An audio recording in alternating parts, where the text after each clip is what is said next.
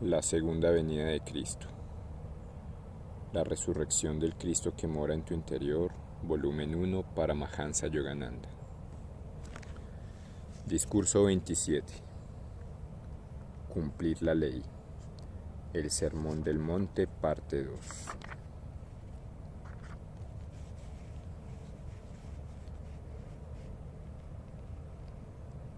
No penséis que he venido a abolir la ley y los profetas.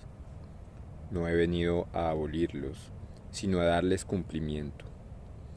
Os aseguro que, mientras duren el cielo y la tierra, no dejará de estar vigente ni una tilde de la ley hasta que todo suceda. Por tanto, el que no dé importancia a uno de estos mandamientos más pequeños, y así lo enseñe a los hombres, será el más pequeño en el reino de los cielos. En cambio, el que los observe y los enseñe, ese será grande en el reino de los cielos. Porque os digo que, si vuestra justicia no es mayor que la de los escribas y fariseos, no entraréis en el reino de los cielos. Habéis oído que se dijo a los antepasados, no matarás, pues el que mate será reo ante el tribunal. Pues yo os digo que todo aquel que se encolerice sin motivo contra su hermano será reo ante el tribunal. El que llame a su hermano imbécil será reo ante el Sanedrín, y el que le llame renegado será reo de la Guena, el infierno de fuego. Entonces, si al momento de presentar tu ofrenda en el altar te acuerdas de que tu hermano tiene algo contra ti, deja tu ofrenda allí, delante del altar, y vete primero a reconciliarte con tu hermano. Luego vuelves y presentas tu ofrenda. Ponte enseguida a buenas con tu adversario mientras vas con él de camino. No sea que tu adversario te entregue al juez y el juez al guardia y te metan en la cárcel. Yo te aseguro que no saldrás de allí hasta que no hayas pagado el último céntimo. Habéis oído que se dijo, no cometerás adulterio, pues yo os digo que todo el que mira con deseo a una mujer ya cometió adulterio con ella en su corazón. Por tanto, si tu ojo derecho te es ocasión de tropiezo, sácatelo y arrójalo de ti. Mas te conviene que se pierda uno de tus miembros, que no que todo tu cuerpo sea arrojado a la Guena, al infierno. Y así tu mano derecha te es ocasión de tropiezo, córtatela y arrójala de ti. Te conviene que se pierda uno de tus miembros antes que todo tu cuerpo vaya al infierno. También se dijo, el que repudia a su mujer, que le dé acta de divorcio. Pero yo os digo que todo aquel que repudia a su mujer, excepto en caso de fornicación, la hace ser adúltera, y el que se case con una repudiada comete adulterio. Habéis oído también que se dijo a los antepasados, no perjurarás, sino que cumplirás al Señor tus juramentos, pues yo os digo que no juréis en modo alguno, ni por el cielo, porque es el trono de Dios, ni por la tierra, porque es el estrado de tus pies, ni por Jerusalén, porque es la ciudad del gran rey, ni tampoco jures por tu cabeza, porque ni a uno solo de tus cabellos puede hacerlo blanco o negro. Limitaos a decir sí, sí, o no, no, pues lo que pasa de aquí proviene del maligno.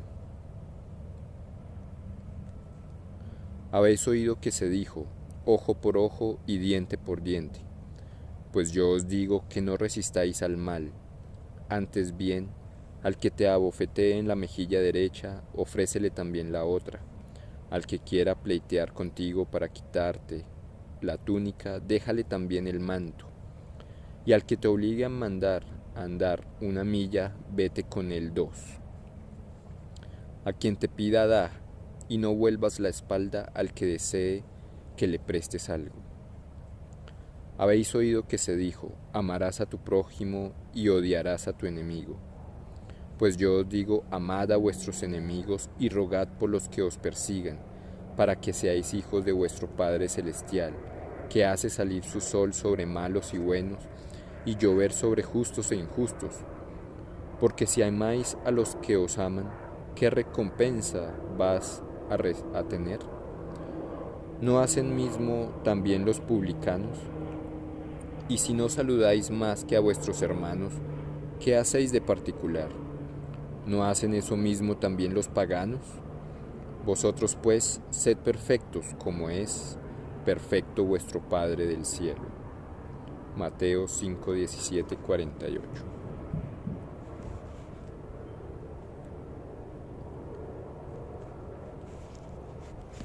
No penséis que he venido a abolir la ley y los profetas. No he venido a abolirlos, sino a darles cumplimiento. Os aseguro que mientras duren el cielo y la tierra, no dejará de estar vigente ni una i ni una tilde de la ley hasta que todo suceda. Referencia paralela. Es más fácil que el cielo y la tierra pasen que no que caiga un ápice de la ley. Lucas 16, 17. Jesús habla firme y claramente acerca de la importancia esencial de respetar las leyes eternas de la justicia. Estos códigos divinos le son transmitidos al hombre por el soberano de la creación a través de sus verdaderos profetas y resultan evidentes en el maravilloso tapiz del universo. El orden cósmico de las leyes universales, que teje los diseños del cielo y de la tierra, se expresa con igual exactitud como el orden moral que gobierna la vida de los seres humanos. Aquel que quiera asegurarse la felicidad y el bienestar en el presente y la llegada definitiva al reino de la suprema bienaventuranza, no debe manipular estas reglas de la virtud ni hacer caso omiso de ellas. Para el pueblo judío, entre cuyas gentes Jesús predicaba, la ley era sinónimo de la ley de Moisés, los 10 mandamientos y otros preceptos morales y religiosos establecidos en el Torá. De las voces de los profetas surge la proclamación de las verdades eternas, que son inmutables, están más allá de todo credo y son universalmente aplicables en todas las épocas. Y también los códigos de conducta necesarios para un periodo particular o bajo determinadas circunstancias. Estos códigos constituyen una adaptación de las verdades eternas a las necesidades específicas del ser humano. Sin embargo, el paso del tiempo, la tendencia a interpretar los textos según la conveniencia y la ignorancia mundana en general ocasionan una degeneración de las verdades sagradas. El áureo metal que las constituye se amalgama en una aleación de principios religiosos de observancia parcial que se encuentran rebajados por las racionalizaciones provenientes de las debilidades humanas. A lo largo de la historia ha habido periodos en el que el clero cayó, por un lado, en una explotación prácticamente mercantilista de la religión, y por otro lado, la envolvió en un velo de misterio teológico autocrático, con el objeto de asegurarse una autoridad jerárquica sobre las tendencias arbitrarias de las masas. Los grandes profetas dejan al descubierto las distorsiones pseudo-religiosas, tras lo cual a menudo despiertan la respuesta airada de las enquistadas clases sacerdotales, que condenan las acciones de los auténticos reformadores calificándolas de opuestas a la religión y a las escrituras, e incluso de blasfemas. Anticipándose a tal resistencia por parte de los jerarcas del templo y para advertir a sus seguidores que no se dejaran influir por falsas acusaciones, Jesús claramente enfatizó: no he venido a abolir las leyes universales de la justicia, ni las enseñanzas eternamente verdaderas de los profetas, sino a revivirlas y a darles cumplimiento. Así como la inteligencia crística es el principio eterno que gobierna todas las creaciones manifestadas, así también son imperecederos los preceptos de la vida espiritual enunciados por el Cristo, presente en Jesús, que se encuentran en las generaciones bíblicas y se prolongan hacia el invisible futuro. El cielo y la tierra pasarán, pero mis palabras no pasarán. Proclamó: los principios eternos que hay detrás de sus respectivas adaptaciones Jamás se deben profanar ni corromper con la injustificación de que la sociedad se sienta más cómoda con ellos. El hombre ha de reconocer con toda franqueza su presente incapacidad o incluso su categórica oposición a seguir los ideales espirituales, en vez de engañar a los demás argumentando que la santidad de esos preceptos está sujeta a una interpretación liberal por parte de quienes consideran que los ideales espirituales son inalcanzables o simplemente anticuados. Moisés cumplió con su misión especial, que consistió en enunciar los mandamientos universales de Dios. Jesús vino a revelar la conciencia crística que mantiene esas leyes en toda la creación, así como la bondad y la verdad que se manifiestan como armonía, gozo y perfección cuando se cumplen dichos preceptos. Todos los fenómenos, ya sea los de la tierra o los del cielo, son las inconcebiblemente numerosas manifestaciones del único noúmeno o sustancia divina. Esa esencia subyacente que relaciona todas las cosas entre sí en una unidad cósmica es la verdad, la realidad, Dios reflejado en la creación como la inteligencia crística, la verdad acerca de la creación, su esencial divinidad o bondad, oculta con anterioridad tras la macabra máscara de Maya. La revelan aquellos que, al igual que Jesús, manifiestan la conciencia crística y la justicia inherente a dicha conciencia.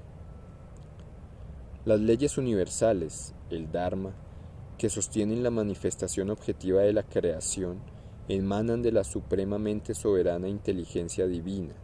Por eso Jesús declaró: os aseguro que sería más fácil que los universos causal, astral y físico, el cielo y la tierra, cuya vastedad es inconcebible, se disolviesen en la nada antes que dejara de demostrarse la realidad de la más diminuta porción de la ley divina.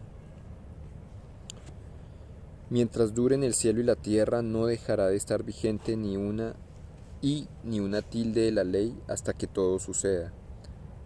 Tanto la tierra como el cielo son películas cinematográficas cósmicas proyectadas por el rayo de la energía vibratoria inteligente de Dios. La tierra es una película relativamente más burda, en la que la vida material se proyecta sobre la pantalla de la conciencia humana, y el cielo es una película más sutil, en la que la existencia astral se proyecta sobre la pantalla de la conciencia del alma. Jesús sabía que todas las manifestaciones celestiales y terrenales tienen un solo propósito: tomar visible la invisible perfección mediante la expresión activa de las leyes divinas de la justicia. Jesús hizo hincapié en el hecho de que hasta que las leyes de la justicia lleguen a cumplirse en todos sus detalles, como ese es el deseo de Dios en su plan cósmico y como lo han anunciado sus verdaderos devotos, el cielo y la tierra, con sus innumerables limitaciones, seguirán existiendo. Tanto las esferas densas de la creación como las sutiles son campos de batalla en los que las perfectas leyes de Dios luchan contra los modelos imperfectos introducidos por Satanás. Cuando la justicia divina se manifiesta plenamente en la tierra, el cosmos material, y en el cielo el poder ilusorio de Maya no prevalece más, y la creación finita, habiendo cumplido su propósito, se disuelve de nuevo en el seno de Dios. Cuando la ley de la existencia ideal, incluyendo sus proscripciones y prescripciones, se cumple en la vida de todos los seres humanos y astrales, todos ellos expresiones activas del Cristo omnipresente, estos hombres verdaderamente justos se convierten, en palabras de Emerson, no solo en seres virtuosos, sino en la virtud misma. Se cumple así el propósito de la creación y Dios queda complacido. Hasta que ello suceda, los mundos surgirán y se disolverán, y los hombres que persistan en comportarse de manera perversa permanecerán en esta película cósmica aparentemente interminable. Por tanto, el que no dé importancia a uno de estos mandamientos más pequeños y así lo enseña a los hombres, será el más pequeño en el reino de los cielos, En cambio, el que los observe y los enseñe, ese será grande en el reino de los cielos. Porque os digo que si vuestra justicia no es mayor que las de los escribas y fariseos, no entraréis en el reino de los cielos. Mateo 5, 19, 20. El reino de los cielos, al que se hace alusión en este contexto, es el estado de conciencia cósmica, en el que todas las dualidades quedan abolidas y el único Rey amoroso, Dios Padre, reina en el trono de la infinitud. Si bien no hay una diferencia esencial entre las almas que han alcanzado por completo el estado de conciencia cósmica, existen diversos niveles de santidad entre aquellos que han tomado contacto con Dios, pero que aún no se encuentran irrevocablemente establecidos en la unión definitiva. Los más pequeños y los grandes del reino de los cielos, el primer contacto con Dios puede proporcionarle al devoto inmensa bienaventuranza y entendimiento. Pero este encuentro no borra todos los efectos de las acciones del pasado.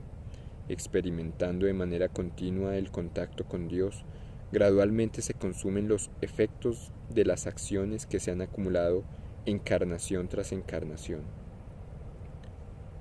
El grado en que un santo haya concluido este proceso de purificación determina la medida de su grandeza, es decir, indica cuán cerca se encuentra de la liberación absoluta en la conciencia cósmica. Las leyes divinas son las pautas que la presencia de Dios imprime en la matriz de la creación.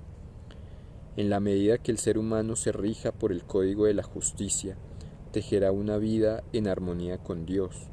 Los más grandes en el reino de Dios obedecen automáticamente tanto las leyes superiores de la vida divina como las menores. Dado que son uno con la conciencia cósmica, sus acciones se encuentran en perfecta concordancia con la verdad.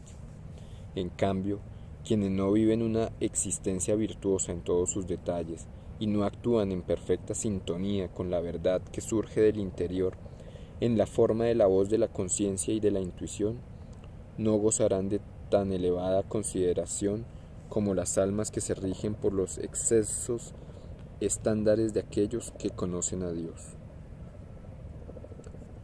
Los santos que cumplen tanto las leyes mayores de la verdad como las menores, que las enseñan con su palabra y sobre todo mediante su ejemplo de su propia vida, son tenidos en las más altas consideraciones por aquellos que viven en la esfera del supremo espíritu de la conciencia cósmica.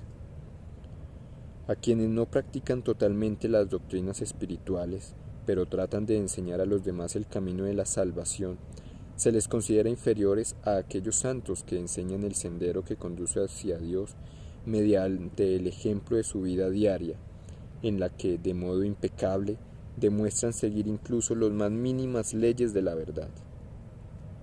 Aun cuando hayan establecido contacto con Dios, a aquellos santos que hacen caso omiso de las verdades, cuyo cumplimiento es menos imperativo, se les considera más pequeños.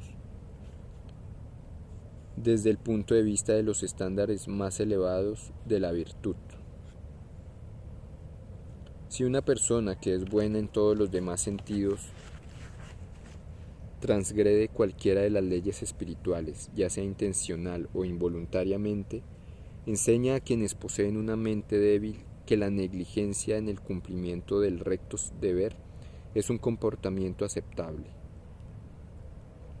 Jesús hizo hincapié en la diferencia existente entre la rectitud superficial de los escribas y fariseos, que practicaban la religión maquinalmente, y la virtud verdadera inherente a una vida que se vive en sintonía con Dios.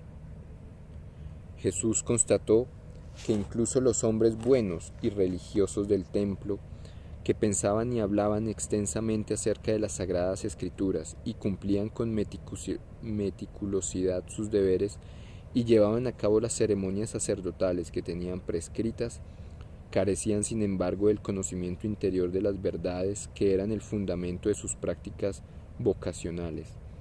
La rectitud de su proceder era sólo superficial, con poco o ningún contacto con la conciencia que moraba en su interior. Pensar acerca de la verdad es beneficioso si de ese modo se incrementa el deseo de seguir las leyes de la verdad. Por el contrario, pensar o hablar acerca de la verdad y no aplicar sus leyes en nuestras acciones y comportamiento no conduce a la rectitud, sino a la hipocresía. Una doble vida en la que se piensa o se habla de una manera, pero se actúa de otra.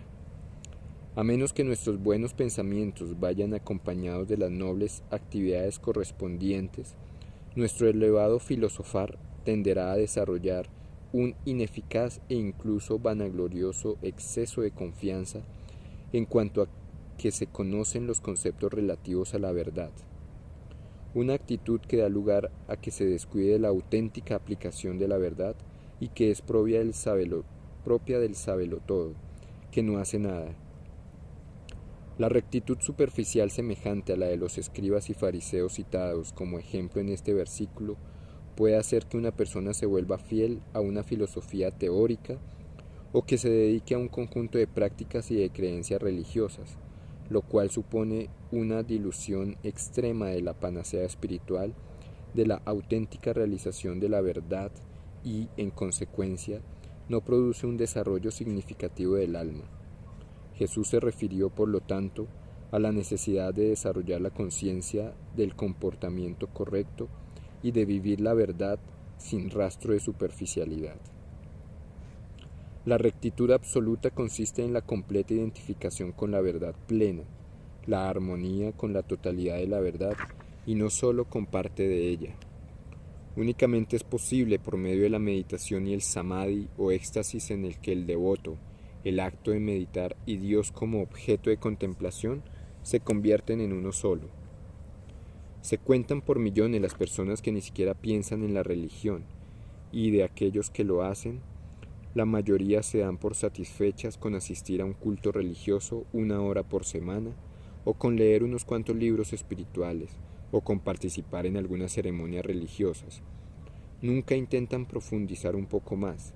Jamás procuran comulgar mediante la meditación científica con el Padre infinitamente amoroso, acerca del cual oyen o leen.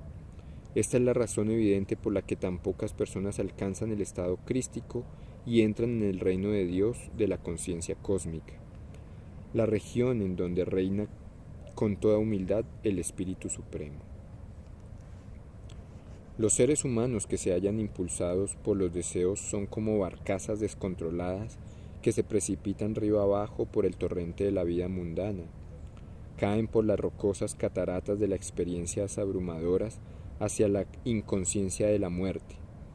Las barcas de las vidas guiadas por la sabiduría evitan la poderosa corriente de los convencionalismos y de las costumbres sociales y alcanzan las costas de la satisfacción divina que todo lo redime. Jesús alentaba a todos a escuchar esta gran verdad. Si queréis entrar en el reino de Dios, vuestra rectitud debe ir más allá de la forma ordinaria de vivir y de las creencias religiosas teóricas. Debe transformar vuestra conciencia y vuestro ser entero, salvo que sigáis el camino verdadero de la auténtica comunión con Dios al adorarle interiormente en la meditación profunda. Vuestra rectitud no os capacitará en modo alguno para entrar en el estado más elevado de la conciencia cósmica, la bienaventuranza celestial, de la cual jamás volveréis a caer.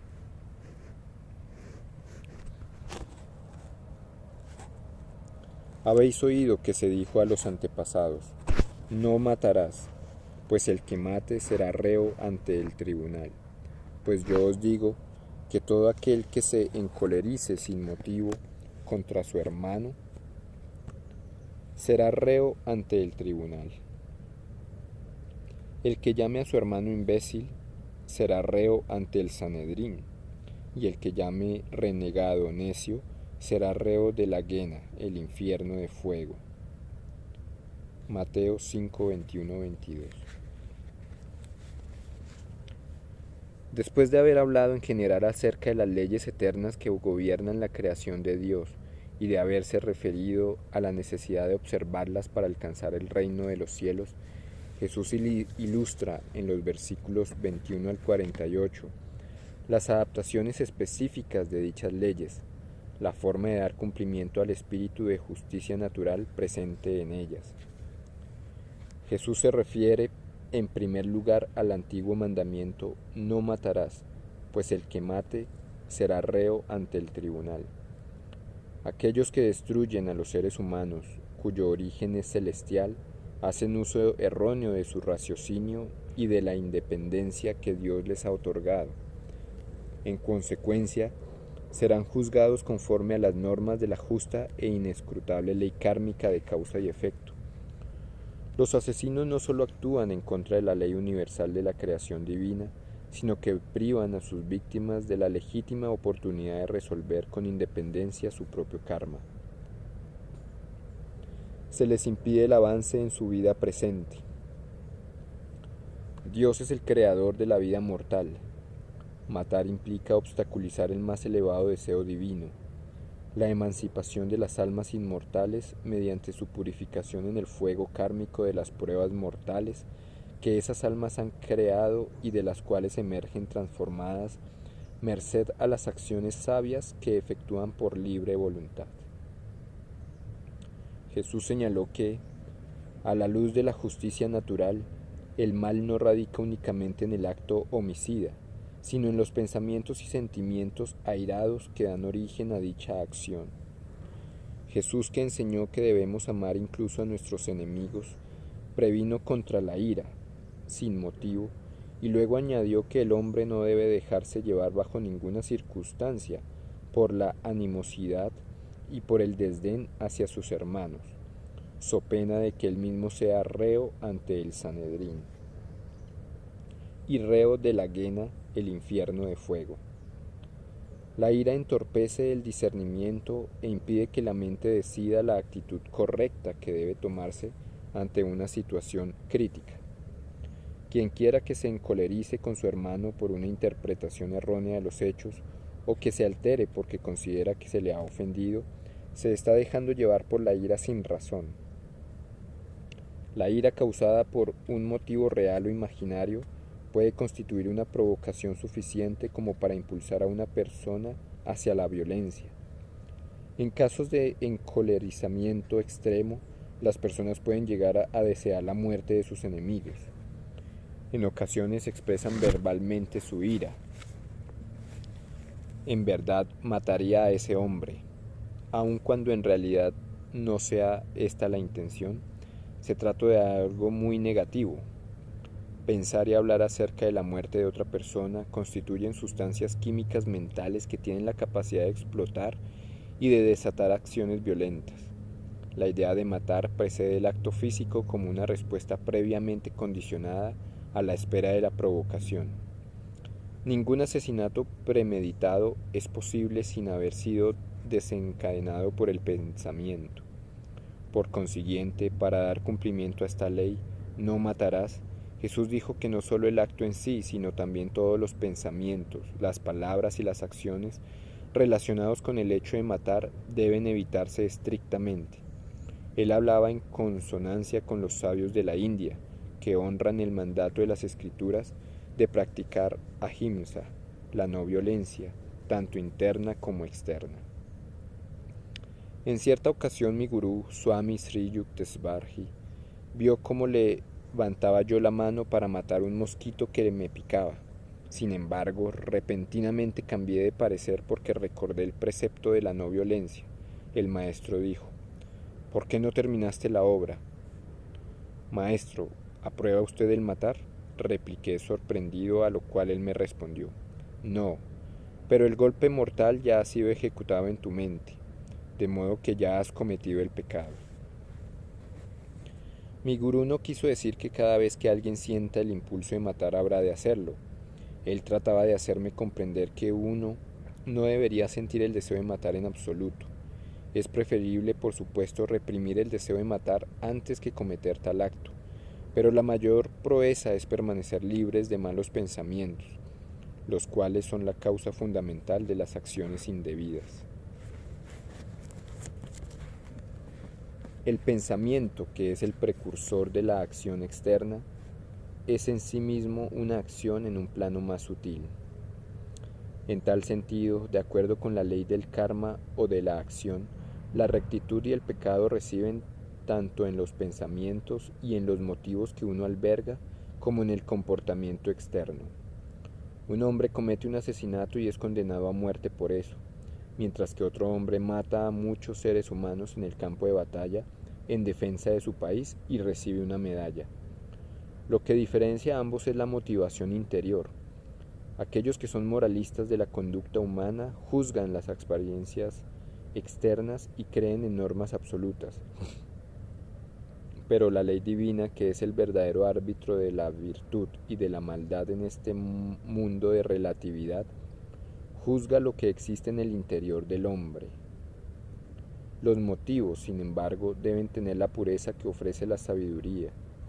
Recuerdo a ciertos estudiantes oportunistas que asistían a mis clases y que aprovechaban esta brecha en la puerta del comportamiento correcto como una excusa cómoda. Mi motivo justificaba mis acciones. Mi respuesta consistía en citar el refrán: el camino al infierno está empedrado de buenas intenciones, a cuyo autor agradezco tan suscita refutación. La ley de causa y efecto concede frutos buenos o malos de acuerdo con las acciones buenas o malas de las personas.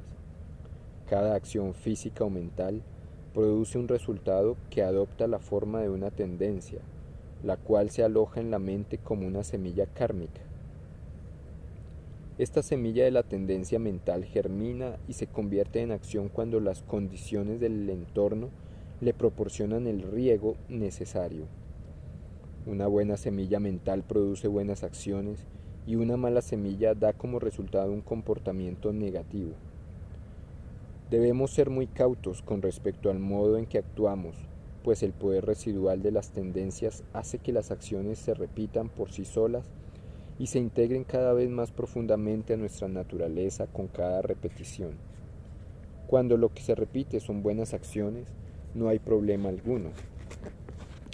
Pero resulta desastroso cuando las malas acciones comienzan a predisponer al ser humano a ejecutarlas en contra de su voluntad.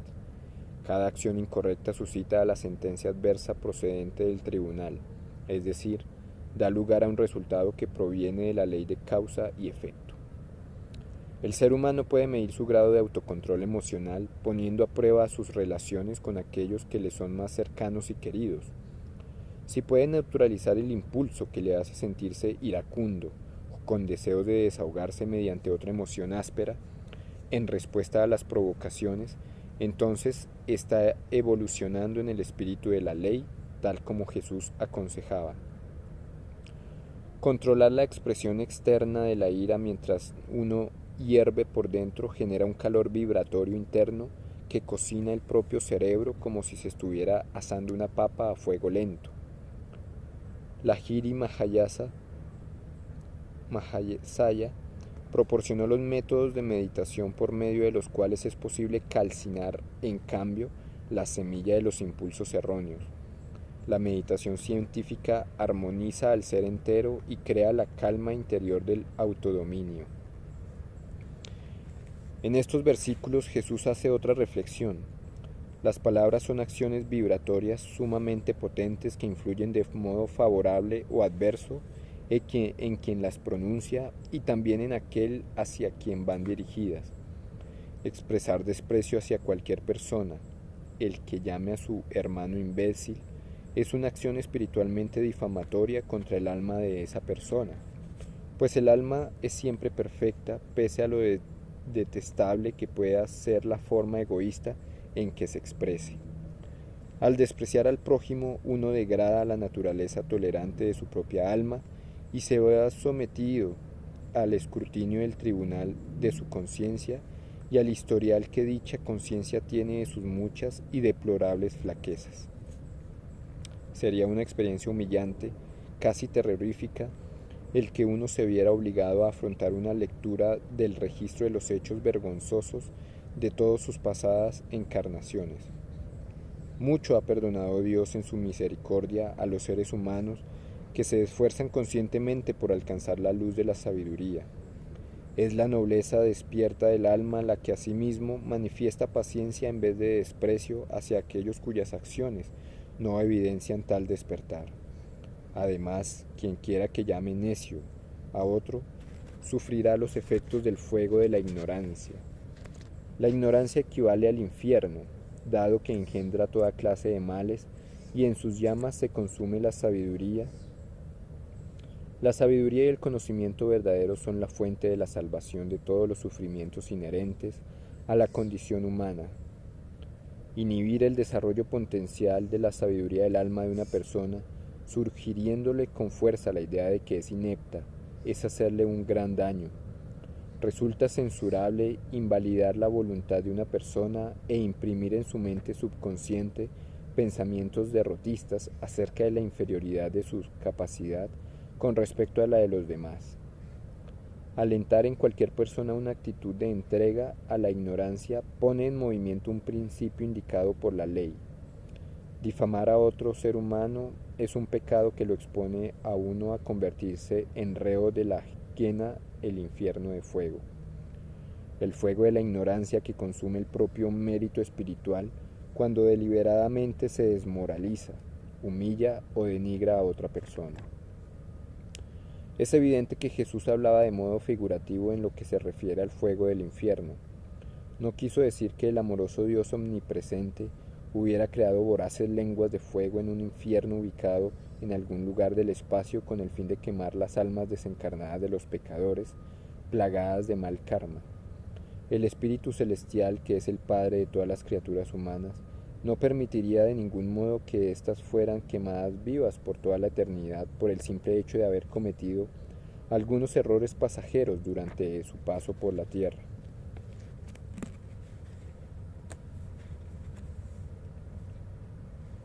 Entonces, si al momento de presentar su ofrenda en el altar, te acuerdas de que tu hermano tiene algo contra ti, deja tu ofrenda allí, delante del altar, y vete primero a reconciliarte con tu hermano. Luego vuelves y presentas tu ofrenda. Ponte enseguida a buenas con tu adversario mientras vas con él de camino. No sea que tu adversario te entregue al juez, el juez al guardia y te metan en la cárcel. Yo te aseguro que no saldrás de allí hasta que no hayas pagado el último céntimo. Mateo 5, 23, 26. Aun cuando Dios no recoge ni se lleva del altar del templo los objetos materiales que se le ofrecen, Él recibe la devoción del corazón que motiva dichas ofrendas. Nadie puede en verdad obsequiarle a Dios con un regalo elegido de entre los abundantes tesoros de la creación, porque todas las cosas ya le pertenecen. Entregarle, sin embargo, los presentes que Él mismo concede es señal de un corazón agradecido. Sobre todo, Dios ama los presentes del amor, de la paz y de la devoción que se le ofrecen en el templo del propio corazón o a través de los templos de los corazones de los demás. Por lo tanto, Jesús hizo hincapié en que debemos purificar el corazón si deseamos que nuestra ofrenda a Dios sea un obsequio valioso. La mala voluntad hacia un hermano del que nos hemos distanciado es una profanación del templo interior de la armonía. El hecho de que uno se ponga a buena con su adversario no significa que apruebe su mal proceder ni que coopere con su conducta errónea, sino purificarse de malicia y de rencor. Buscar la reconciliación mediante el perdón de las ofensas significa complacer a Dios, tanto en quien perdona como en quien es objeto de perdón. La desarmonía que se produce como resultado de la enemistad es el juez y el guardia que nos arroja a la cárcel de la perturbación interior. En verdad, nadie puede liberarse de la prisión de la desarmonía, salvo que se desprenda hasta el último vestigio de ira, resentimiento y deseo de venganza que abrigue dentro de su ser. Considerar a otra persona como un enemigo es eclipsar la presencia de Dios que mora en esa alma. Un sabio jamás pierde conciencia de la omnipresencia de Dios, pues es siempre capaz de verle en todos, aun cuando Él permanezca oculto tras la pantalla del humo del odio con que un hermano enemistado envuelve su propio corazón. Habéis oído que se dijo: no cometerás adulterio, pues yo digo que todo aquel que mira con deseo a una mujer ya cometió adulterio con ella en su corazón. Por tanto, si tu ojo derecho te ocasiona de tropiezo, sácatelo y arrójalo de ti, mas te conviene que se pierda uno de tus miembros, que no todo tu cuerpo sea arrojado a la hiena, el infierno. Y si tu mano derecha te es ocasión de tropiezo, córtatela y arrójala de ti. Te conviene que se pierda uno de tus miembros antes que todo tu cuerpo vaya a la hiena, el infierno. Mateo 5, 27, 30. Jesús señaló que no solo el acto físico del adulterio es pecaminoso, sino que de acuerdo con la ley espiritual, una mirada lujuriosa implica cometer adulterio con la mente. Es algo habitual, sobre todo en las permisivas sociedades modernas, que los hombres y las mujeres se miren mutuamente con impudicia, abrigando pensamientos y anhelos sensuales. Este aliciente parece halagar a las personas que lo reciben, algunas de las cuales incluso se atavian de una determinada manera o adoptan ciertos ardides, con el objeto de despertar este tipo de admiración.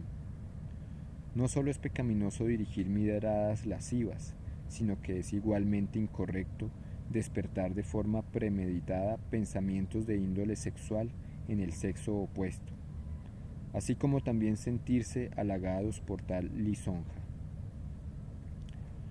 De acuerdo con las leyes humanas, a menos que exista adulterio físico, no hay motivo de censura. La ley de los hombres no condena el comportamiento mentalmente lascivo. En cambio, la ley divina condena también el adulterio mental, ya que sin su presencia no se producirá el adulterio físico. Las escrituras hindúes hacen referencia a las siguientes maneras de cometer adulterio, aplicables por igual a hombres y mujeres. Primero, pensar con lascivia acerca de una mujer, tanto si la mujer está presente como si no se halla ante los ojos de quien la imagina. Segundo, hablar acerca de una mujer con deseo lascivo. Tercero, tocar a una mujer con deseo lascivo. Cuarto, mirar a una mujer con deseo lascivo.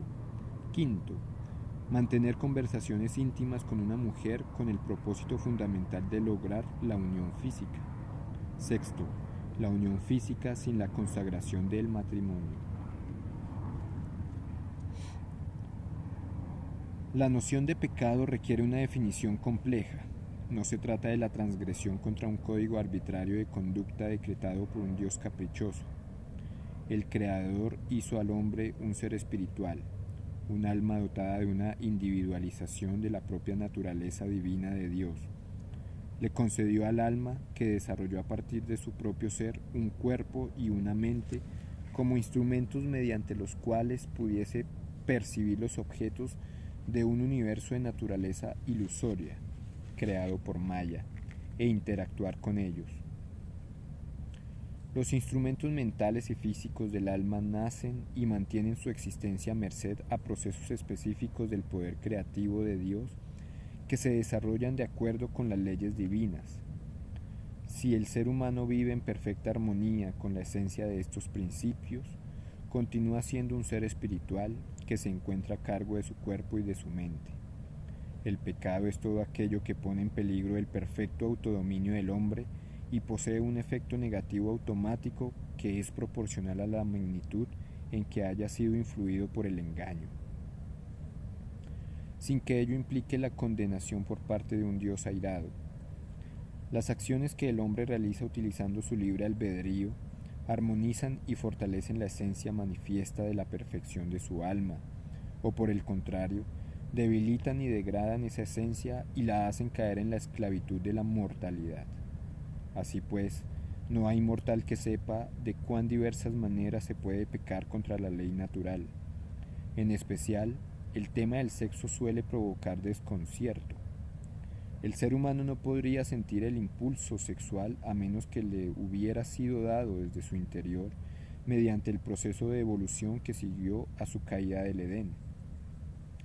Ya que la unión física constituye la ley de propagación de la especie, ha de ser considerada teniendo en cuenta este principio. Los animales no pueden cometer adulterio, aun cuando desde el punto de vista humano sean promiscuos, pues sus uniones sexuales obedecen meramente al instinto de procreación de la especie, que es impulsado por la naturaleza. Los animales no tienen la opción de complacerse en abrigar pensamientos sexuales que aquellos mismos hayan creado. Al estar dotado de raciocinio y de libre albedrío, el hombre comete pecado porque al instinto de procreación le agrega sus pensamientos lascivos, insaciables y lujuriosos. Por lo tanto, de acuerdo con la ley espiritual, el uso del instinto sexual con el único fin de gratificar el deseo sensual se considera pecaminoso y perjudicial para la imagen divina del hombre. Un hombre casado también comete pecado, tal como lo señaló Jesús, si piensa lascivamente en su mujer, cuya naturaleza femenina debería ser amada y apreciada con todo respeto por constituir el aspecto maternal de Dios. Se puede calmar la sensación saludable de hambre utilizando el sentido del gusto para seleccionar los alimentos apropiados, pero es imposible satisfacer la gula y sus efectos perjudiciales se agravan por la elección de una dieta poco saludable. De modo similar, la unión física para la procreación es lo que la naturaleza ha dispuesto. En cambio, la lujuria jamás se apacigua y es destructiva para la salud y para el sistema nervioso, ya que perturba todas las facultades mentales, neuronales y espirituales. La mente se vuelve obsesiva cuando permanece fija en un determinado impulso. Una vez que se acostumbra a los hábitos sexuales, resulta muy difícil lograr que se eleve a los inspiradores caminos de la meditación. Las personas adictas al sexo son sumamente nerviosas e inquietas. Sus mentes vagan constantemente por el plano de los sentidos, lo cual les hace difícil concentrarse en la paz interior que conduce la conciencia hacia el supremamente embriagador y siempre renovado gozo de la comunión con Dios. La esencia vital que se pierde durante la unión física contiene incontables unidades atómicas de inteligencia y energía vitatrónica. La pérdida de esos elementos como consecuencia de los excesos indiscriminados es extremadamente nociva para el desarrollo espiritual.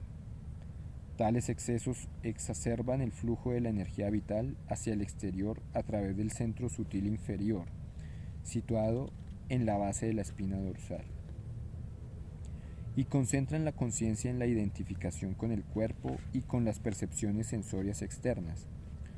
Cuando una persona se habitúa en ese estado, resulta imposible el ascenso de la conciencia a los centros más elevados de percepción espiritual y de comunión con Dios. Quienes viven en el plano sexual con su fascinación y excitación física momentáneas no pueden siquiera imaginar y mucho menos desear alcanzar la incomparable bienaventuranza del espíritu que se encuentra en el recogimiento de la meditación. Los yogis aumentan su inmenso poder y su realización espiritual mediante la conservación natural y no represiva de la esencia vital, la cual transmutan durante la meditación en vibraciones divinas que despiertan los centros superiores de la espina dorsal y sus elevados estados de conciencia. Hablando de modo figurado acerca de cómo incluso el hecho de mirar al sexo opuesto abrigando pensamientos impuros despierta la lascivia, Jesús señaló que es mejor perder un ojo que permitir que todo el instrumento corporal sea profanado por el mal. Es preferible abandonar la gratificación sensorial ilícita que perder los infinitos gozos perdurables de la comunión del alma con el espíritu. Cristo empleó una metáfora impactante para recalcar que si la mente permanece esclavizada por los deseos que surgen de cualquiera de las percepciones sensoriales, el ojo, o de las acciones sensoriales, la mano, profana la divina imagen del alma que mora en su ser humano y hace que éste se olvide de Dios. En la vida, si uno permanece ignorante de Dios, no hay ninguna cosa, por placentera que sea, que tenga valor alguno o que brinde felicidad duradera. Cuando no se conoce al Señor, la vida se convierte en un infierno de inseguridad, plagado de imprevisibles desastres y de dolorosas preocupaciones. Es mejor para el hombre que su mal uso de los sentidos o sus acciones incorrectas se pierdan o perezcan que permitir que sus pasiones aniquilen toda la felicidad que podría tener en el espíritu. Cuán incesantemente renuncia la gente al reino de la bienaventuranza inmortal a cambio de sus deseos materiales, de tener nombre, fama, gratificación sensual, posesiones y dinero. Cristo censuraba esta manera imprudente de emplear la vida. Mas te conviene desprenderte de todo aquello que arroja la felicidad de tu ser al infierno del engañoso olvido del alma.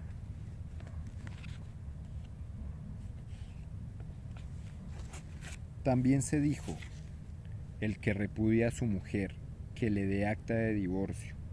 Pero yo os digo que todo aquel que repudia a su mujer, excepto en caso de fornicación, le hace ser adúltera, y el que se case con una repudiada comete adulterio. Mateo 5:31-32. Esta parece ser una ley drástica para aquel que se separa de su pareja por incompatibilidad de caracteres y luego decide casarse con otra persona. El pecado reside en casarse con la persona equivocada, influido por las costumbres sociales o por el instinto físico. Uno debe casarse únicamente cuando siente la unidad del alma con la pareja adecuada, y estas dos personas así unidas mediante votos sagrados deben permanecer juntas, profesándose inquebrantable lealtad la una a la otra. El matrimonio apropiado alimenta el amor verdadero, la unión en un plano superior, y sublima el deseo incontrolado de vivir en el plano sexual. Quienes se casan y se divorcian una y otra vez no permiten que las semillas del amor divino tengan la oportunidad de crecer en el suelo de un compromiso fiel. La mente de tales personas, concentrada en el sexo y en la atracción física, se mantiene en estado de desuso espiritual. Por lo tanto, el divorcio por razones triviales es un comportamiento adúltero, ya que se concentra principalmente en la gratificación sexual como fin en sí mismo. Es fundamental que esposo y esposa honren el matrimonio como una oportunidad de alimentar el crecimiento y la comprensión a través del intercambio mutuo de las mejores cualidades de ambos, y la unión conyugal debe respetarse como medio de procreación en el plano físico, invitando así a las almas a nacer en un ambiente familiar apropiado.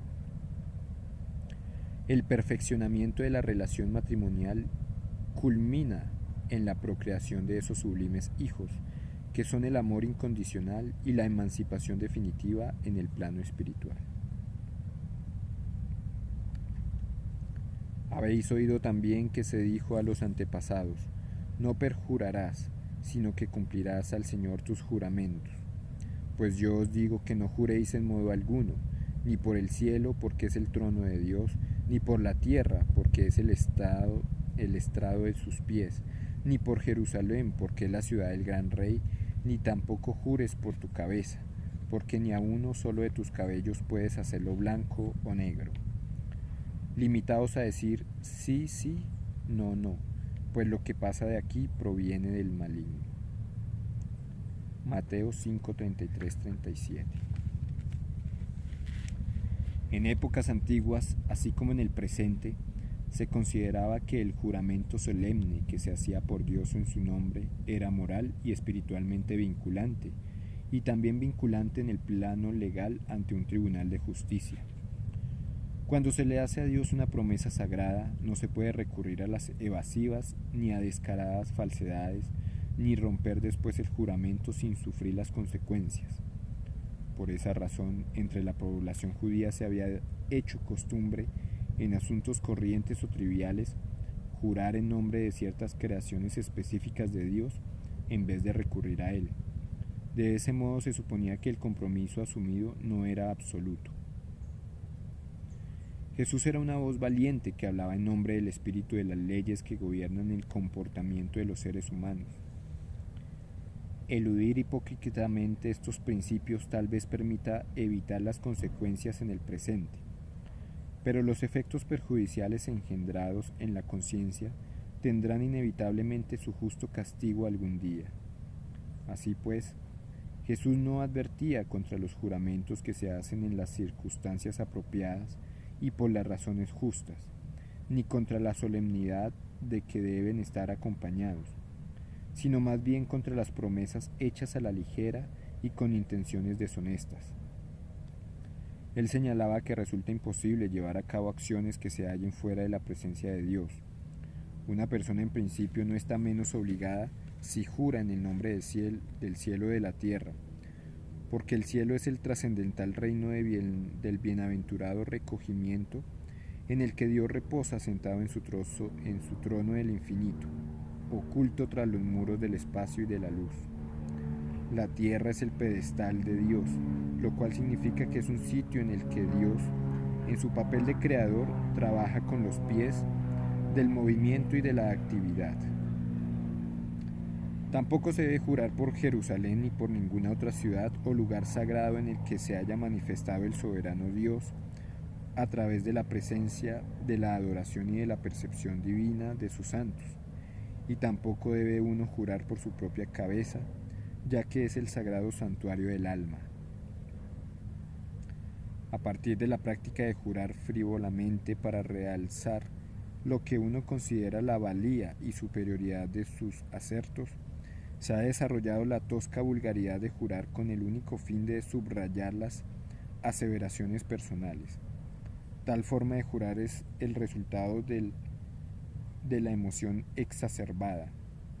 Al velarse la claridad de pensamiento por causa de las emociones, como ocurre durante una discusión encendida o en un arrebato de ira, o al sentir el fuerte impulso de recalcar algún punto, se tiende a mentir o a afirmar con gran ardor algo que no es verdad. Sumarle al santo nombre de Dios a una afirmación falsa hecha por impulso, o que es verdadera pero que utilizamos en provecho propio, o incluir cualquier cosa en la que implícitamente Él se manifiesta, es degradar lo sagrado con la finalidad de apoyar algo que es incorrecto, egoísta o trivial. La grosera costumbre de jurar revela debilidad de carácter, ausencia de delicadeza y falta de reverencia.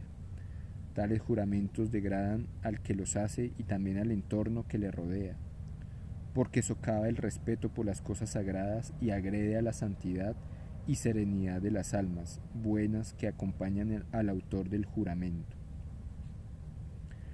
El jurar pone en evidencia la debilidad mental de quien recurre a las exclamaciones emocionales. En vez de emplear la claridad de la razón para demostrar algo, una declaración verdadera defendida con firmeza no se necesita que se apoye ni que se enfatice mediante un juramento, el cual, por el contrario, profana y denigra y puede fijar en uno el hábito de mentir, exagerar y tergiversar. La costumbre de jurar promueve el lenguaje profano, el temperamento impulsivo y despótico, así como las afirmaciones apresuradas e impacientes. Ya sea en la conversación o en las discusiones, es mejor limitarse a decir sí, sí o no, no, en forma calmada o enfática, según lo requiera la ocasión, es decir, conviene ser moderado, conciso y veraz. Una persona de naturaleza taimada es poco confiable y no se sentirá comprometida. Pese a lo que haya declarado, una persona recta, en cambio, es siempre sincera e íntegra, bien sea que esté o no sujeta a la obligación que supone una promesa hecha bajo juramento. Habéis oído que se dijo, ojo por ojo y diente por diente. Pues yo os digo, que no resistáis al mal, antes bien, al que te abofetee en la mejilla derecha, ofrécele también la otra. Al que quiera pleitear contigo para quitarte la túnica, déjale también el manto, y al que te obligue a andar 1 milla, vete con él 2. A quien te pida da, y no vuelvas la espalda al que desee que le prestes algo. Mateo 5:38-42. Referencia paralela. Al que te hiera en una mejilla, préstale también la otra, y al que te quite el manto, no le niegues la túnica. A todo el que te pida da, y al que tome lo tuyo, no se lo reclames. Lucas 6:29-30. Al equiparar el castigo con el delito, la ley de Moisés, enunciada como ojo por ojo, diente por diente, tenía el propósito de servir no solo como castigo, sino también como una advertencia para disuadir a otros potenciales delincuentes. Pudo haberse justificado una interpretación literal de la ley en una época en que las personas, en palabras de Moisés, se han pervertido, generación perversa y tortuosa. No hay inteligencia en ellos. Si fueran sabios, podrían entenderlo, sabrían vislumbrar su suerte última. Las leyes espirituales son eternamente verdaderas, pero a su aplicación, tal como queda registrada en los criterios y procedimientos de justicia que rigen una sociedad, puede requerir en las diferentes regiones y épocas que se modifiquen en mayor o menor medida de acuerdo con el entorno que se promulgan. Si bien ningún sistema social puede sobrevivir sin un código de justicia sistemático que limite la acción de los delincuentes y que mantenga la dignidad humana en un nivel elevado, las leyes prestan su mejor servicio cuando protegen al inocente y alientan a los culpables a reformarse. La ley del ojo por ojo sirve únicamente para que el castigo tenga el valor de una venganza. No enseña a actuar correctamente a los malhechores e incluso puede hacer que estos sientan aún más odio. Tomar venganza no detiene la recurrencia de un acto malévolo. En realidad, es más probable que fomente malos pensamientos y nuevos actos de represalia. En consecuencia, Jesús se refiere una vez más, como en el caso del principio de no matar, al ideal de no ejercer violencia, ahimsa, contra ningún ser humano, ya sea en pensamiento, palabra u obra. Este ideal exige liberarse del deseo de venganza y no resistir el mal por métodos malignos. Jesús aconseja a los hombres vencer el mal con la virtud infinitamente poderosa del perdón y del amor. En sentido figurado, se refiere al hecho de presentar la otra mejilla para ilustrar la influencia de la bondad sobre el comportamiento hostil. Si uno descarga su ira con una bofetada y recibe otra a cambio, esta conducta solo aumenta la ira y el deseo de propinar golpes aún más fuertes, y tal vez un puntapié o una bala. En contraposición, una respuesta calmada resulta sumamente desconcertante y desarma al oponente.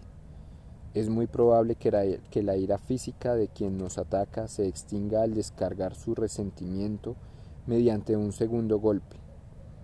La ira aumenta con la ira, tal como el fuego se alimenta con el fuego, pero así como el fuego se extingue con el agua, también la ira cede ante la benevolencia. Aquellas personas que gracias a la inmunidad que les confiere la calma y el amor, pueden resistir el odio de un hermano encolerizado, evitan que se introduzca en ellas el virus de las emociones perturbadoras. El ideal de no tomar represalias no justifica entregarse mansamente ante la maldad o aprobar de forma tácita el mal. Presentar la otra mejilla no tiene como fin debilitarnos mental o moralmente, ni hacer que soportemos una relación personal abusiva o violenta. Más bien, tiene el propósito de infundirnos la fortaleza del autocontrol, la cual se obtiene al vencer el impulso de actuar bajo la influencia del deseo de venganza. Es fácil tomar represalias, se requiere en cambio una gran fortaleza mental para no devolver el golpe. Es preciso poseer un carácter espiritual fuerte y principios muy elevados para resistir el mal por medio de la virtud. Si no fuera así, parecería ridículo permitir que nos asestaran un segundo golpe después de haber recibido un fuerte puñetazo. Aun cuando el agresor no lo admita, se sentirá internamente conquistado por una persona que se comporta con nobleza y sabrá en su corazón que esa persona tenía la razón. Si bien es mejor tener la valentía de luchar contra un enemigo que perdonarlo y huir atemorizado, enfrentarse valerosamente con amor a un hermano equivocado demuestra que se posee una poderosa fuerza espiritual. El transformador poder curativo del amor divino, una persona que se ha perfeccionado en la no violencia no permite que nadie le arrebate su paz interior. Cuando a través del ejemplo espiritual y de la firme determinación, ella es capaz de conservar su modélica personalidad a pesar de todo cuanto amenace, con robarle la calma, se convierte a los ojos de los demás en un sobresaliente ejemplo de la verdad. Es difícil dar amor cuando se nos agrede. El mejor modo de hacerlo es tanto se toman las medidas que dicta el sentido común para remediar la situación. Es orar a Dios pidiéndole que transforme el corazón de aquel que nos ataca. Nunca le pidas a Dios que castigue a alguien. Es sorprendente ver cómo la oración sincera cambia la actitud de un antagonista. Si esa persona se muestra arrepentida, significa que quien le brindó amor ha ganado su corazón. Se solía considerar necios a los primeros cristianos porque resistían sin violencia a la tiranía romana, pero el reino de las enseñanzas de Jesús perduró y prosperó, en tanto que el imperio romano declinó hasta caer en el olvido. Las personas de elevada espiritualidad no sienten haber perdido algo importante cuando se desprenden de alguna de sus posesiones materiales, cualquiera que sea la razón, ya sea por motivos judiciales o porque las haya dado a quienes las necesitan. Su sincera generosidad de espíritu las mueve a dar con prodigalidad. Una persona espiritual contempla a Dios no solo en su propio cuerpo, sino también en el de los demás. En su unidad con Dios se ve a sí misma como el ser presente en todos y encuentra igual gozo cuando cubre con su manto su propio cuerpo como cuando se lo quita para cubrir cualquiera de otros cuerpos. Todo aquello que una persona de naturaleza divina hace por los demás, ella siente que lo hace por sí misma y con desapego, solo que en otro cuerpo, tal como cuando uno se quita un anillo de un dedo para colocárselo en otro. Desprenderse del manto y de la túnica puede parecer un consejo poco práctico en el mundo moderno. Ciertamente hay que usar el discernimiento. Solo los santos o las personas que viven en condiciones ideales se encuentran en la mejor situación para practicar la renuncia total a sus propias necesidades materiales. Uno no está espiritualmente obligado a entregarle su casa a un inescrupuloso estafador. Por el contrario, tiene el deber de demandar legítima justicia para defenderse de quienes le tratan injustamente. Sería absurdo ofrecerle a un ladrón o a un extorsionador más de lo que exija, o que la víctima le sugiriese al secuestrador que le ha alejado 60 kilómetros de su casa, que estaría dispuesta a alejarse 60 kilómetros más. El ideal espiritual que expresan estas palabras de Jesús es que debemos ser desinteresadamente pródigos y generosos y estar dispuestos a hacer cualquier esfuerzo adicional por ayudar a los demás. Se debe practicar la cualidad de dar todo lo posible a cuantos sean dignos de ayuda, sin que esto le ocasione penurias forzosas al que da o a quienes dependen de él. No se debe robar a Pedro para pagarle a Pablo. Hacer pasar hambre a nuestra familia con el objeto de convertirnos en filántropos no es un comportamiento espiritual. Mahatma Gandhi convenció a su familia de las virtudes del sacrificio y después donó todas sus posesiones sin conservar siquiera algunos bonos o acciones con los cuales asegurar el bienestar material de su esposa y de sus hijos. Tal acción es loable si el sacrificio se realiza con el acuerdo voluntario de todas las personas involucradas. Gandhi tenía una misión que cumplir y la cumpliría mejor si se identificaba tanto material como espiritualmente con las masas oprimidas. Desarrollar una compasión práctica por aquellos que sufren necesidades disipa las tinieblas de la separación que se interponen entre las almas y al mismo tiempo constituye la luz mediante la cual podemos ver que todos los corazones están unidos por el único hilo dorado del amor divino. Dios palpita en todos los corazones, sufre en los que se hallan afligidos y se regocija en aquellos que están sanos. Ese mismo espíritu de desprendimiento debe acompañar el acto de compartir los bienes propios con quienes vayan a ser nuestros deudores. Dar a los que lo necesitan es una muestra de compasión, pero no se debe anular esa virtud disgustándonos si ese dinero no se nos devuelve. Es mejor no prestar en absoluto que enfadarse o comportarse de forma desagradable en el caso de que el deudor no pueda devolver lo que debe. Un consejo práctico sería prestar solamente aquello de lo que se puede prescindir y olvidarse del asunto. Las personas responsables devolverán lo que adeudan cuando y como les sea posible. Por otro lado, quienes carecen de honradez no pagarán sus deudas aunque estén en condiciones de hacerlo. Prestar dinero con la seguridad de que el favor será devuelto o de que recibirá el beneficio de un interés favorable se considera un simple negocio. En cambio, prestarle a alguien que lo necesita y que posiblemente no esté en condiciones de devolverlo, es decir, ayudar a los demás sin esperar una recompensa material, dar algo sin la expectativa de conseguir algo mejor a cambio, es una expresión de divinidad. Aquellos que al dar de sus bienes materiales suponen que obtendrán una retribución, reciben únicamente objetos y ventajas materiales transitorias. Quienes, por el contrario, dan con generosidad, solo por la satisfacción de procurar bienestar a los demás, reciben lo que han prestado más un dividendo de amor divino. No hay de malo en esperar que nos devuelvan aquello que hemos prestado a los demás, no solo para atender nuestras propias necesidades, sino para volver a compartirlo con otras personas. Pero no debemos reclamar aquellas cosas de las que podemos prescindir y que hemos entregado a otros para su uso, simplemente para hacer valer nuestros derechos como propietarios. Aferrarse a las posesiones muestra mezquindad de corazón. Es un engaño creer que los objetos materiales nos pertenecen de manera exclusiva y a perpetuidad. El ser humano no posee nada en esta tierra. Solo se le ha concedido el uso de las cosas que forman parte de la abundancia cósmica.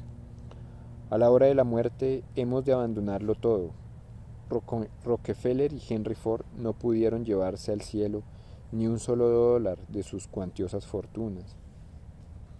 Si, como resultado de sus buenas acciones, una persona ha tenido la fortuna de merecer un generoso préstamo de dinero, propiedades y posesiones de parte de Dios, esa persona debe adoptar el noble ideal de ayudar con toda prodigalidad a otros hijos de Dios. Por lo tanto, este es el espíritu del consejo de Jesús. Da algo dentro de tus posibilidades a quien quiera que te lo pida. Al ejercitar en todo momento esa cualidad del alma que es la compasión, tu corazón se expandirá hasta volverse semejante al corazón de Dios. Quien lo hace todo por todos, cultiva la noción de que cuanto posees le pertenece a Dios y que como tal es un bien común que debe ser utilizado en servicio de todos sus hijos. Cuando Dios observa que empleas generosamente aquellos que Él te ha concedido, Él te da aún más para que tu pródiga capacidad de compartir pueda expandirse como una extensión de su propia mano benefactora.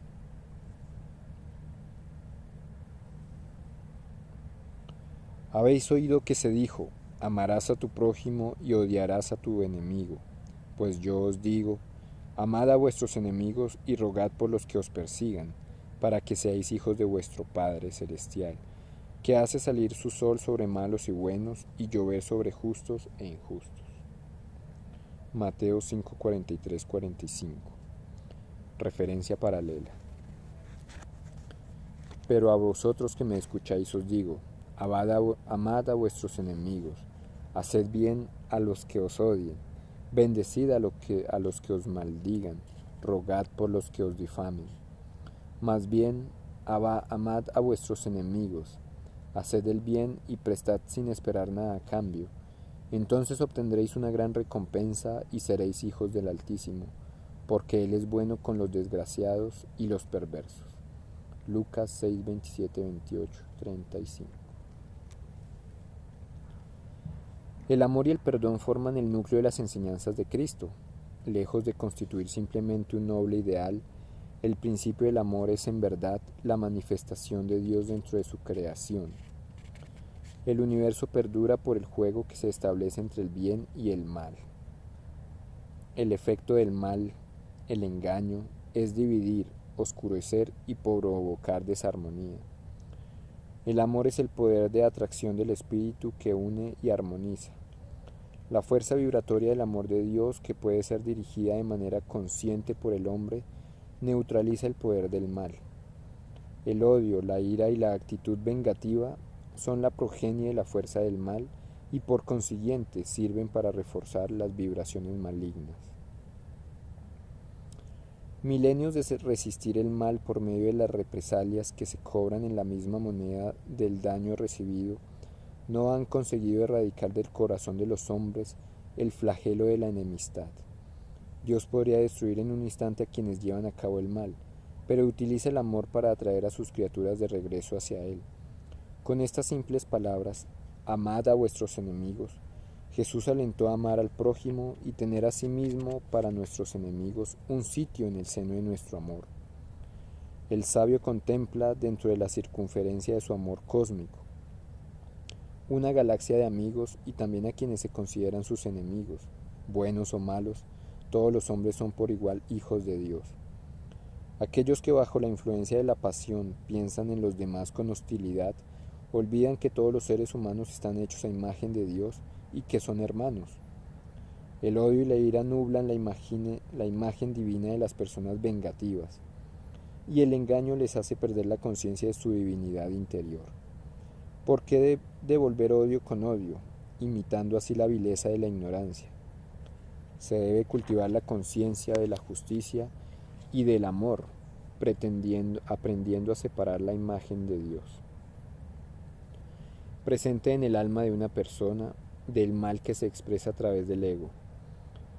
Así como el sutil éter vibratorio se encuentra presente tanto en los sitios oscuros como bajo la luz del sol, debemos aprender a reconocer a Dios en aquellos que nos aman y también en aquellos que nos odian.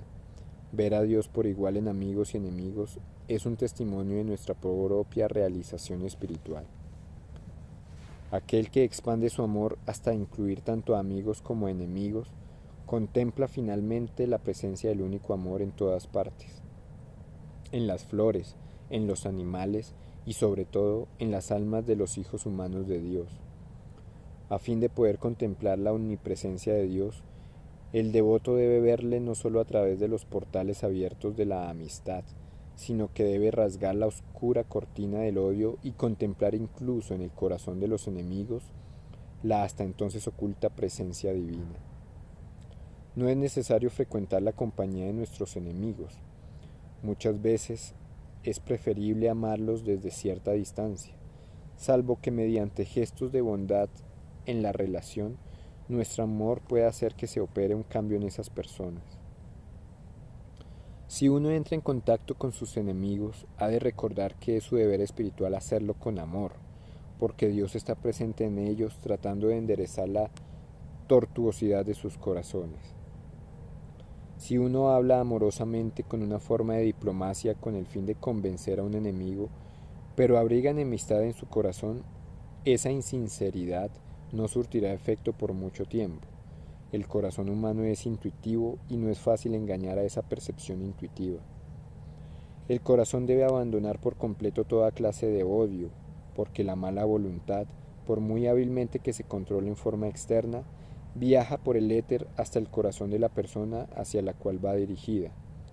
Pensar con amor mientras se habla amorosamente pacificará y transformará, sin duda alguna, a nuestros enemigos, aun cuando ellos no lo reconozcan ni lo admitan de inmediato. El amor es un agente purificador divino y un método de efectos perdurables para conquistar a nuestros enemigos. El odio puede reprimir y dominar transitoriamente a un enemigo, pero éste continuará haciéndolo. El veneno del odio aumenta con el odio y solo se puede contrarrestar y neutralizar por medio del antídoto del amor. Las personas que se comportan con animadversión hierven de ira y de odio y así consumen su paz interior. Quien responde con hostilidad a tales personas incinera su propia ecuanimidad interna, la paz que le brinda a su vida entera de protección absoluta contra la devastación causada por las aflicciones humanas. Así pues, odiar a alguien redunda en perjuicio de nuestros propios intereses. Sin manifestar ni albergar sentimientos de malicia ni de sarcasmo, una persona que ha sido víctima de una ofensa debería simplemente decir desde su interior: te perdono. Se trata de una experiencia profundamente curativa e inspiradora. Esta expresión mental de amor viaja también a través del éter hasta el corazón de quien ha procedido incorrectamente. Es uno de los modos más efectivos de transformar a un enemigo. Odiar a un enemigo equivale a fortalecerlo, en tanto que la bondad debilita su antagonismo hasta que finalmente le sea posible comprender su error. Por esto Jesús dice: bendecid a los que os maldigan, es decir, desea el bien a quienes te desean el mal. Si cada vez que alguien le desea el mal a una persona,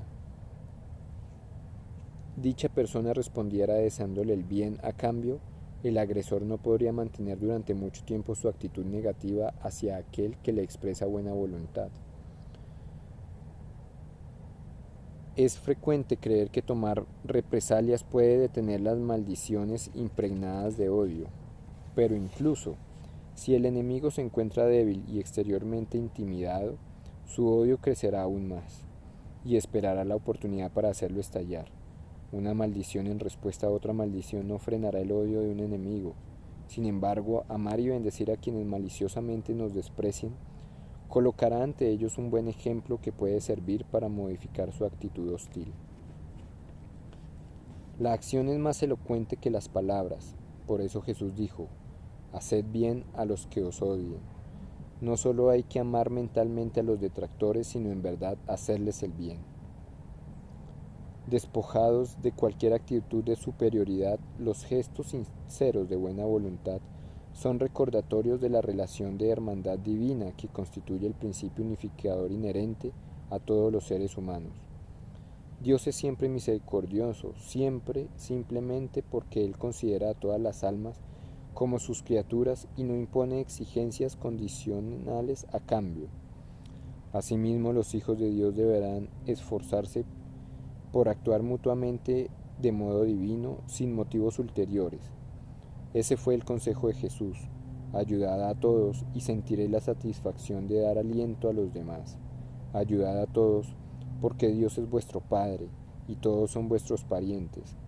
Amad y ayudad incluso a vuestros enemigos, con esa actitud de divina hermandad, y vuestra sabiduría será grande. Porque el divino amor de Dios crecerá en vosotros, y de ese modo sabréis que no sois mortales con limitaciones, sino hijos del Altísimo. Incluso si no hay manera de acercarse a aquellos que nos odian y hacerles el bien mediante un gesto tangible, siempre es posible seguir el consejo de Jesús: rogad por los que os ultrajen y os persigan. Debes orar al omnipresente Dios para que los bendiga y los libere del odio. Si no logramos disipar el odio de los enemigos por medio del ejemplo y de la amorosa verdad y bondad, Dios sí puede hacerlo, porque su omnipresencia mora en los corazones y mentes. Al orar por los antagonistas, uno no solo utiliza su propia actitud amorosa, sino que la refuerza con el poder de Dios para sanar a quienes se hallan aquejados por el error. Si tu oración es sincera y poderosa, Dios se sentirá movido a ayudar en la transformación de tus enemigos, siempre que la intervención de su gracia sea la mejor opción para todos los involucrados. Si nuestra plegaria para cambiar la actitud de un enemigo no es respondida, entonces el suplicante debe saber que el deseo de Dios es que él supere la prueba de amor incondicional, sufriendo incluso la persecución a causa de las mentiras, de las habladurías llenas de odio y de las acciones malvadas de su antagonista. A su debido tiempo Dios podrá remediar, y así lo hará. todas las situaciones inarmoniosas. Debemos continuar orando a Dios para que nuestros enemigos sean perdonados y librados de sufrir los que, de lo contrario, serían los inevitables resultados de sus acciones malvadas.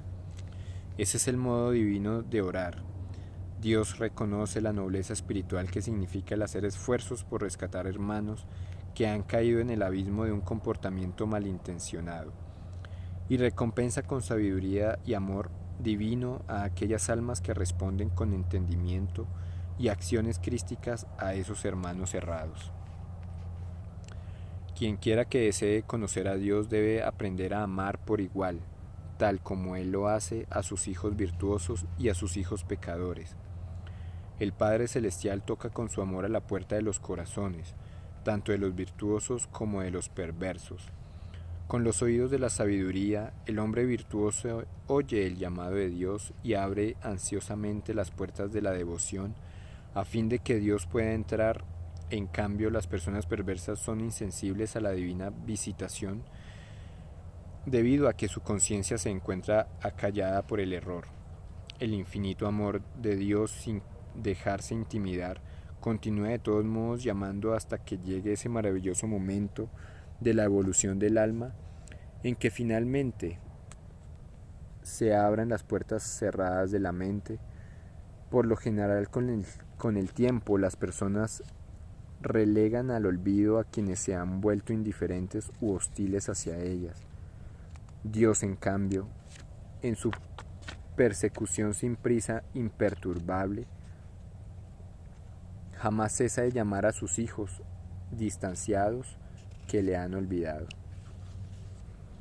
Aquellos que aman a sus enemigos son amados ciertamente por el Padre Celestial y se vuelven semejantes a Él, porque Dios hace salir su sol sobre malos y buenos y llover sobre justos e injustos.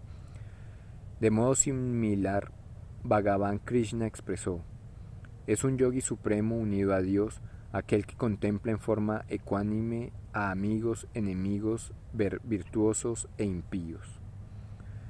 Del mismo modo en que Dios otorga su amor a todos sus hijos, sea cual sea su mérito, así también, para que seáis hijos de vuestro Padre Celestial, los verdaderos hijos de Dios abren sus corazones hacia todos sus hermanos humanos, aun cuando la luz de la misericordia de Dios brilla por igual sobre buenos y malos, y la lluvia de sus benéficos poderes se vierte tanto sobre justos como sobre injustos. Eso no significa que los buenos y los malos estén en condiciones de reflejar en igual medida la infinita gracia de Dios. El carbón no puede reflejar la misma cantidad de luz que el diamante.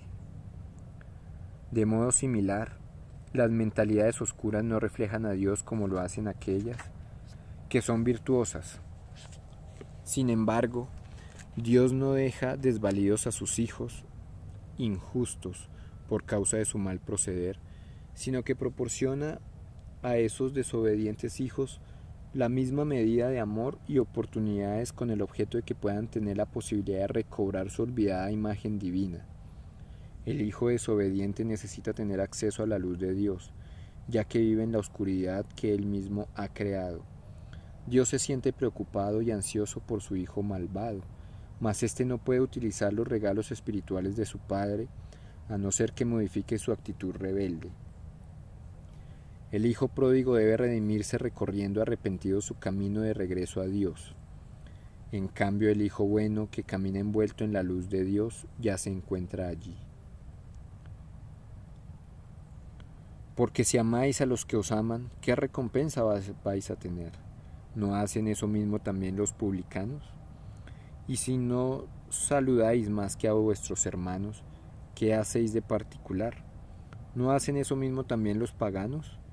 Vosotros, pues, sed perfectos como es perfecto vuestro Padre del cielo. Mateo 5:46-48. Referencia paralela. Si amáis a los que os aman, ¿qué mérito tenéis? También los pecadores aman a los que les aman. Si hacéis bien a los que os hacen otro tanto, si prestáis a aquellos de quienes esperáis recibir, ¿qué mérito tenéis? También los pecadores prestan a los pecadores para recibir lo correspondiente. Sed compasivos como vuestro Padre es compasivo. Lucas 6:32-34. Incluso los seres humanos comunes y corrientes responden normalmente con amor cuando reciben amor, y como una muestra de natural cortesía, saludan cuando alguien los saluda. Pero es preciso que los hijos de Dios hagan aún más, que expresen en cada matiz de su comportamiento las cualidades perfectas del alma que les ha sido otorgadas por su Padre perfecto. Así como Dios es benigno y servicial con todos, aun con sus hijos malvados, se espera que sus hijos buenos, a fin de conocer y sentir la naturaleza del Padre, sean misericordiosos y compasivos como su Padre lo es. Cuando los mortales dan en la misma medida aquello que reciben, se comportan como mortales, pero cuando por la magnanimidad pura de su alma prodigan amor a cambio de odio y bondad a cambio de maldad, expresan su innata divinidad. Al brindarles amor en silencio y hablarles amorosamente a través de los susurros de su conciencia, Dios ayuda a los seres humanos en su lento pero seguro paso hacia la emancipación. Cuanto más responden los mortales engañados por el ego a esta gracia que generosamente se le otorgará, más demuestran el mandamiento de Cristo. Vosotros, pues, sed perfectos como es perfecto vuestro Padre del cielo. Fin del discurso 27. Gracias por escuchar.